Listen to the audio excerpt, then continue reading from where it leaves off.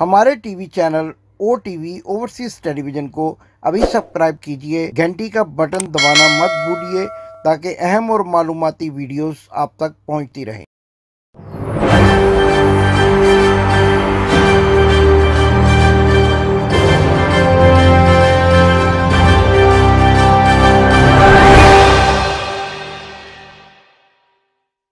बिस्मिल्लाहिर्रहमानिर्रहीम। नाजरीन, मैं हूं आपका होस्ट इमदाद हुसैन शहजाद और अपने व्लॉग लंदन टॉक के साथ आपकी खिदमत में अस्सलाम वालेकुम अर्ज करता हूं। नाजरीन, लंदन का मौसम इंतहाई गर्म है। मेरे पास भी बड़ी अहम और गर्मा गर्म खबरें हैं, लेकिन सब खबरें आप तक पहुंचाने से पहले एक बात करनी है, और वो बात है एक हज की। हज एक ऐसा हज कि जो वायरल हो रहा है, जिसकी सेल्फियां बनाई जा रही हैं और जो एक मखसूस मकसद के लिए लोगों तक उसकी वीडियोस भेजी जा रही हैं। क्यों किया जा रहा है और कौन कर रहा है, ये सारी बातें आज आपके सामने रखनी है। और इस सारे मामले में इस बात पर भी हमने आज आपसे डिस्कस करनी है कि हज के बुनियादी अराकीन क्या हैं, और अगर वो कोई शख्स उन अराकीन पर पूरा ना उतरे, उन इबादत को हज के दिनों में ना करे, तो क्या उसका हज हो जाता है। लेकिन इससे पहले कि हम इस पर बात करें, आपको एक तस्वीर दिखाते हैं। एक शख्स जो है वो जमीन पर लेटा हुआ है, फुटपाथ पर लेटा हुआ है।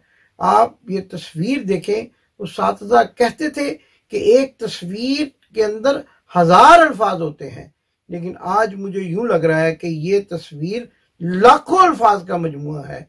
आप ये तस्वीर देखें तो मैं आपको इसकी तफसील बताऊंगा, और उसके बाद बताऊंगा कि पाकिस्तान के एक बड़े अहम अदारे के सरबराह चीफ न्यूट्रल ने हज के दिनों में क्या किया और उसकी कहानी क्या है। आइए सबसे पहले ये तस्वीर देखते हैं। जी तो नाजरीन, ये तस्वीर आपने देखी। ये शख्स जो जमीन पर लेटा हुआ है और अपने कमर के नीचे, अपनी गर्दन के नीचे बाजू रख के आराम कर रहा है कि ये कोई आम आदमी नहीं है। ये भी दुनिया के नक्शे पर मौजूद एक मुल्क का सरबराह है, और वो मुल्क है आइवरी कोस्ट। आइवरी कोस्ट एक कंट्री है जिसका सरबराह ये शख्स जो है, ये इस साल हज करने के लिए सऊदी अरेबिया गया।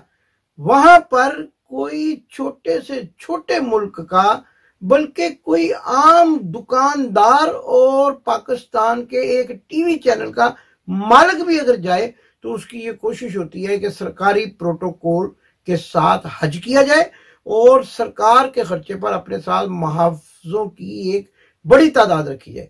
लेकिन एक मुल्क का सरबराह, और वो हज करने के लिए गया। जब उसको सऊदी हुकूमत ने शाही प्रोटोकॉल लेने के लिए कहा, और अगर कोई मेरे नाजरीन में से बहुत सारे ऐसे हैं जो हज और उम्रे के लिए जा चुके हैं, उन्होंने शाही महल जो है किंग अब्दुल अजीज गेट के साथ देखा होगा, खाना काबा के साथ, जिसमें छोटे छोटे मुल्कों के जो सरबराहान मुमलिकत है उनको भी हमने आते जाते और शाही प्रोटोकॉल के साथ मनासिक अदा करते हुए देखा है। लेकिन ये कैसा दरवेशमंद आदमी था कि जिसने कहा कि मैं कोई भी शाही प्रोटोकॉल लेने के लिए तैयार नहीं हूं। आम फ्लाइट में हज पर पहुंचा, कोई सेल्फी नहीं बनवाई। पता नहीं ये किस अल्लाह के नेक बंदे ने उसकी ये तस्वीर मुजदलफा के मैदान में, जहां पर ये हुक्म है कि जो शख्स इरफात में वकूफ करके आएगा वो रात खुले आसमान के नीचे मुजदलफा के मैदान में गुजारेगा, फिर ही उसका हज जो है वो आगे की तरफ, जो उसके अराकीन है उनकी तरफ बढ़ेगा। तो ये शख्स मुजदलफा के मैदान में आम लोगों के साथ गर्दन के नीचे अपने बाजू का सरहाना बनाकर लेटा हुआ है, और इसने एक मजमून भी लिखा है। ये राइटर भी है। इसने उस मजमून में लिखा कि बादशाहों के बादशाह के दरबार में आकर, अल्लाह की बुजुर्गों बरतर आला शख्सियत के दरबार में आकर मैं किसी किस्म का प्रोटोकॉल नहीं देना चाहता। मुझे किसी किस्म की शाही जो है वो सहूलतों की जरूरत नहीं है। मैं अल्लाह के यहाँ हाजिरी देने आया हूँ, गड़गड़ाकर अपने गुनाहों की माफी मांगने आया हूँ, और मैं किसी को यह भी नहीं कहूंगा कि आप पाकिस्तान के लिए दुआ करें, क्योंकि मैंने अपने मुल्क को मौत के जहर का कोई टीका नहीं लगाया। तो नाज़रीन, जब आपने ये तस्वीर देखी और ये कहानी मैंने आपको सुनाई तो आपने वो कहानी भी देखी होगी, वो तस्वीरें और वो वीडियो भी देखी होंगी। आइए जरा वो भी आपको दिखाते हैं।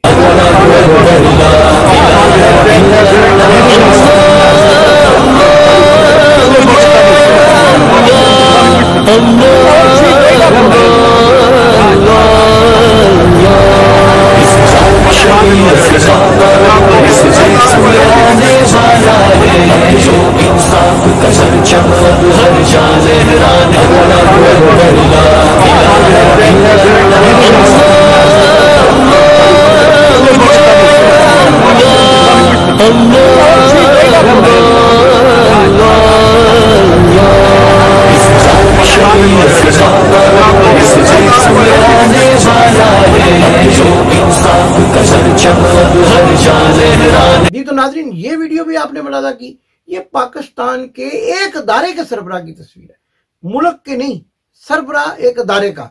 बेशक वो अपने आप को मुल्क का सरबराह समझता है, लेकिन ये उसकी तस्वीर है। लोग उसके साथ सेल्फियां बनवा रहे हैं और वो ये कह रहा है कि पाकिस्तान के लिए दुआ करें। बड़ी अच्छी बात है, अल्लाह के घर में खड़े होकर अपने मुल्क के लिए, पाकिस्तान के लिए दुआ करनी चाहिए। लेकिन बाजवा साहब, मेरा आपसे ये सवाल है कि आपने पूरी कौम को, पूरे मुल्क को मौत के जहर का टीका लगा दिया है, और जब आपने मौत के जहर का टीका लगा दिया है तो आप अवाम से ये तवक्को कर रहे हैं कि वो पाकिस्तान के लिए दुआ करें। अवाम तो हमेशा ही पाकिस्तान के लिए दुआ करती है। आपसे गुजारिश है कि पाकिस्तान के लिए दुआ करें, दवा करें और दुआ करें। दवा इसलिए नहीं की आपने कि आपने चोरों को, ठगों को, नौसरबाजों को अवाम के सरों पर मुसल्लत कर दिया और अब आप चले आए हज करने। शायद वो मुहावरा आपने सुन ही रखा होगा कि 100 चूहे खाकर बिल्ली, यानी बिल्ली, यानी बिल्ला भी कह सकते हैं आप, बिल्ली या बिल्ला हज को चले। अब आप बताएं कि इन्होंने तो चूहे भी खाए और इन्होंने पाकिस्तान की अवाम के साथ जुल्म सितम भी किया कि उनके सरों पर एक ऐसे लोगों को बिठा दिया। अच्छा, ये सारी बातें। अब सेल्फी आपने देखी, अब एक और सेल्फी आपको दिखाते हैं।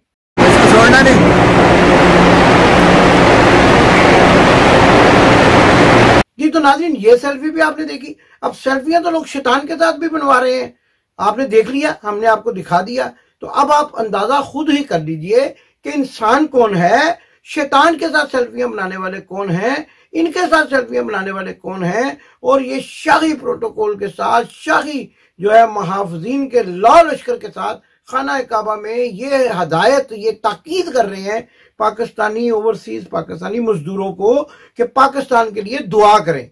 पाकिस्तान का बेड़ा गर्क करके, पाकिस्तान का माल खा के, जिस मुल्क में जहर खाने को पैसा नहीं है, उस मुल्क से शाही प्रोटोकॉल के साथ हज करने के लिए आके अपने साथ चमचों कड़छों को भी सरकारी हज पर लाकर, जिनमें लफाफी, सहाफी, पता नहीं कौन कौन शामिल है, उनको लाकर तो आप कह रहे हैं पाकिस्तान के लिए दुआ करें।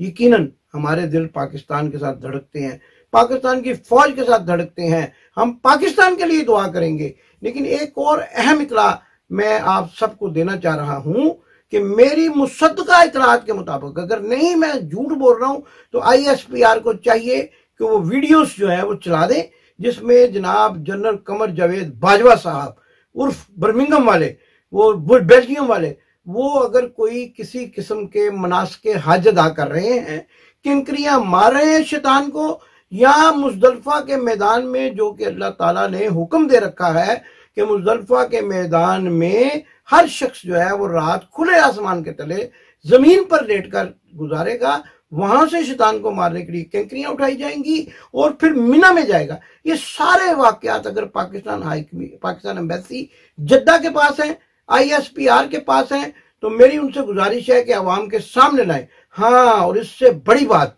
आपको एक और बात बताएं, पाकिस्तान तो आशिकाने मुस्तफ़ा का मुल्क है। पाकिस्तान ला इलाहा इल्लल्लाह मोहम्मद रसूलुल्लाह के नाम पर बना है, लेकिन आपके बारे में तो पता चला मदीना शरीफ गए ही नहीं। आपने हज अदा किया और उसमें भी मैं चैलेंज कर रहा हूं कि आपने मनासके हज पूरे अदा नहीं किए, लेकिन मदीना शरीफ नहीं गए। क्या इस बात से वो शक व शुबात मजीद मजबूत नहीं होते? जो आपके अकीदे के बारे में लोगों के जहनों में कुलबुला रहे होते हैं, वो सवालात मजीद सामने नहीं आते जो लोग आपके अकीदे के बारे में कहा करते हैं। और एक ऐसे जो जमात के साथ, एक ऐसे ग्रोह के साथ, एक ऐसे मसलक के लोगों के साथ आपको जोड़ा जाता है कि जिनको पाकिस्तान का आइन गैर मुस्लिम करार देता है। आप हज करने गए, मदीना शरीफ गए ही नहीं, आप वहां से वापस आ गए। बहरहाल ये सारे आपके मामला जाती भी हो सकते हैं, लेकिन चूंकि आपने पाकिस्तान के लिए दुआ करने के लिए कहा था, इसलिए हमने ये सारे मामला पाकिस्तानियों के सामने रखे। हमारे पास एक और भी बड़ी जबरदस्त किस्म की वीडियो मौजूद है जिसमें एक शख्स इंटरव्यू दे रहा है और ये दावा कर रहा है, ये ANP अवामी नेशनल पार्टी जो सूबा KP की बड़ी जमात है, उनके एक मुमताज रहनुमा है सुहेल मलिक साहब। बड़े सच्चे और पक्के पाकिस्तानी हैं और पाकिस्तान की बात करते हैं हमेशा। बेशक ANP से ताल्लुक है और पाकिस्तान के एक बड़े सियासतदान फारूक कुरैशी के दामाद है। ये फरमा रहे हैं कि इन्होंने जनरल बाजवा को उस मसलक से, उस फिरके से बाहर निकालने के लिए उस वक्त क्या इकदाम किए जब अभी जनरल बाजवा चीफ बनने वाले थे, और उनके बारे में अवामी राय ये थी कि इनका तल्लक उसी ग्रोह से है जो अपने आप को अहमदी कहता है। और उसी ग्रोह से ताल्लुक की बिना पर एक पाकिस्तान के बड़े स्कॉलर, ये दोनों वीडियोज में आपको दिखाऊंगा, पाकिस्तान के बड़े मजहबी स्कॉलर अहले हदीस, मरकजी अहले हदीस जमात के सरबराह साजिद मीर, अलामा साजिद मीर ने इनके बारे में एक फतवा दिया और उस फतवे को रद्द करवाने के लिए इन्होंने सिफारिश करवाई उसी शख्स से जिसका मैंने अपने कई प्रोग्रामों में जिक्र किया, जिसका नाम मिठू है। मिठू जो आजकल इनका कुड़म है यानी समधी है, उससे इन्होंने सिफारिश कराई जनाब सुहेल मलिक साहब। सुहेल मलिक साहब जिंदा हैं, इनका इंटरव्यू मैं आपको दिखाता हूं। यहाँ बरतानिया में रहते हैं, हमारे कांटेक्ट में हैं, हमने उनसे सवालात भी अभी पूछने हैं एक और प्रोग्राम में।